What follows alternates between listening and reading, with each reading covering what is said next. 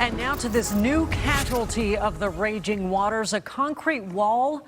It came crashing down right there from the pressure. This new video comes from the flooded community of Issaquah. And Cairo 7 is there tonight monitoring the danger. It is just one area we're watching right now with our live team coverage. And Chief Meteorologist Morgan Palmer starts us off.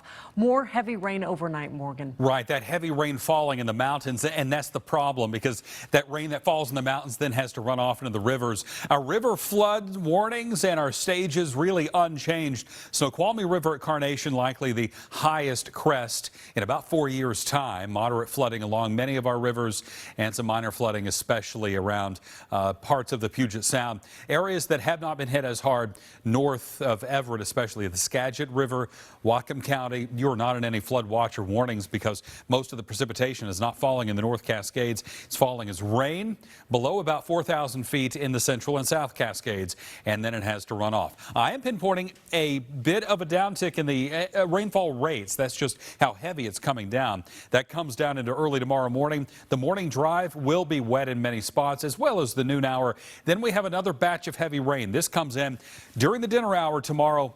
And then that's it for heavy rain for days. We go back to snow in the mountains and we'll start the cleanup. But the landslide risk is going to last all the way into next week. I'm pinpointing the drier days, including over the weekend when it's better to get outside coming up. Now let's get to the big problems tonight. Water spilled into the Issaquah area today, crashing into buildings, flowing over roads and evacuating hundreds of people.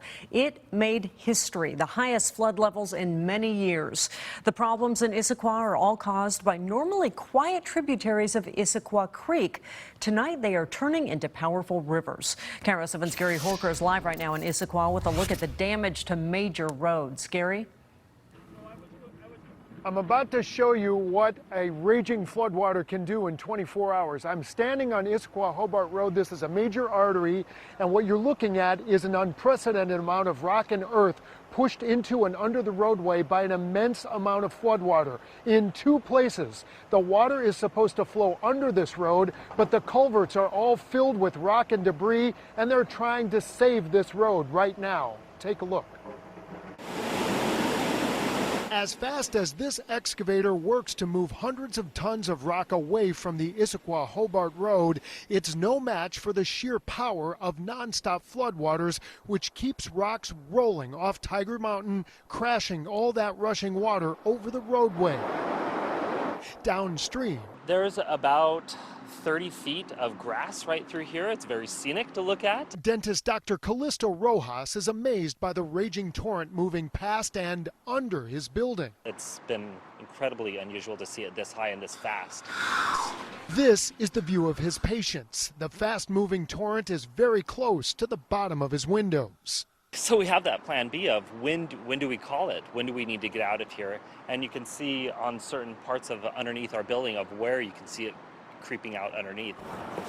Sandbag crews are scrambling to stay ahead of the current. Have you ever had to put sandbags around an ATM before? This is going to be a first. Now, people who remember the last big flood around here 11 years ago say this one is far bigger. Mark Chirico has to wade through a ripping current just to get up his own driveway, and then it gets worse. Never seen it come over the bridge. This is, I live here. Swiftwater rescue crews escorted everyone away from 3 apartment buildings all surrounded by water. And until the water recedes, families and pets are forced out. And the bracing reality of closed roads and more floods is only matched by the chill of the current. It's just damn cold. I mean, the water is really cold.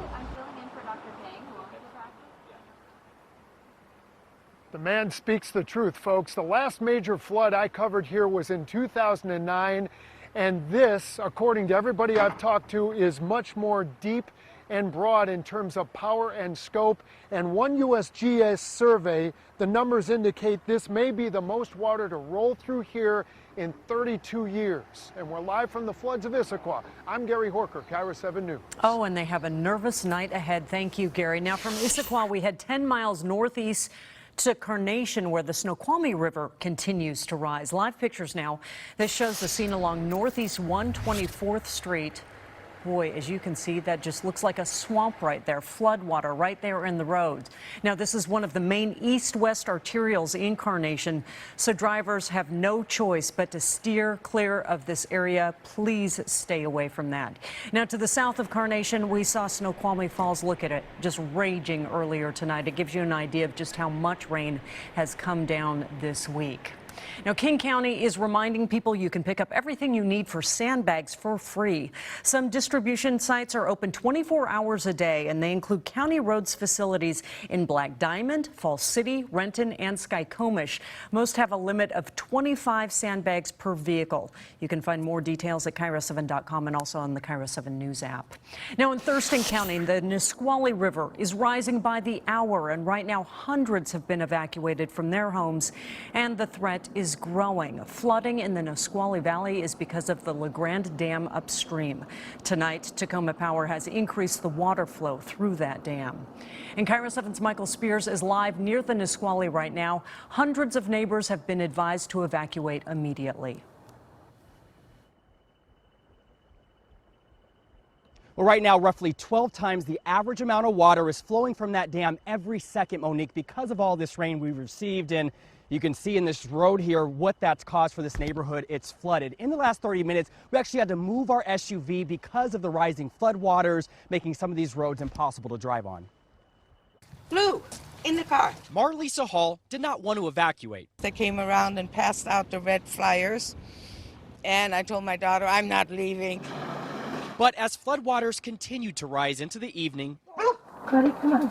she decided to throw in the towel My house is going to flood. and find a hotel. I don't want to drown. I hate water.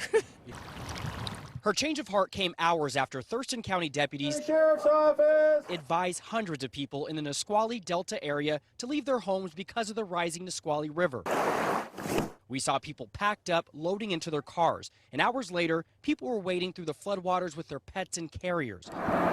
This is KIRO 7 video from Wednesday at the Nisqually River wheelchair fishing access area. That night, the river flooded the parking lot, and on Thursday night, floodwaters stretch about a quarter mile from there. I've never seen it this high before. This neighbor said they last saw flooding like this here in the mid-90s. Everyone that was living with me, they did take off. He's decided to stay put for now. It makes me a little bit nervous. That's why I'm coming down here every hour just to keep an eye on it. It's definitely raised since the last hour, so I'm a little bit worried. Now, right now, you're looking live at one of the neighbors' yards in this area. You can see it bubbling up there. We're told from neighbors that this floodwater, they're coming from all angles, so they're getting hit hard tonight. There is an evacuation center now open. It opened this afternoon at the Gwynwood Camp and Conference Center that's in Lacey. As far as the evacuation advisory that was put in place today and neighbors told to move from this area, we're told by officials that that could be in place until at least Saturday. Reporting live in Thurston County, I'm Michael Spears, KIRO 7 News.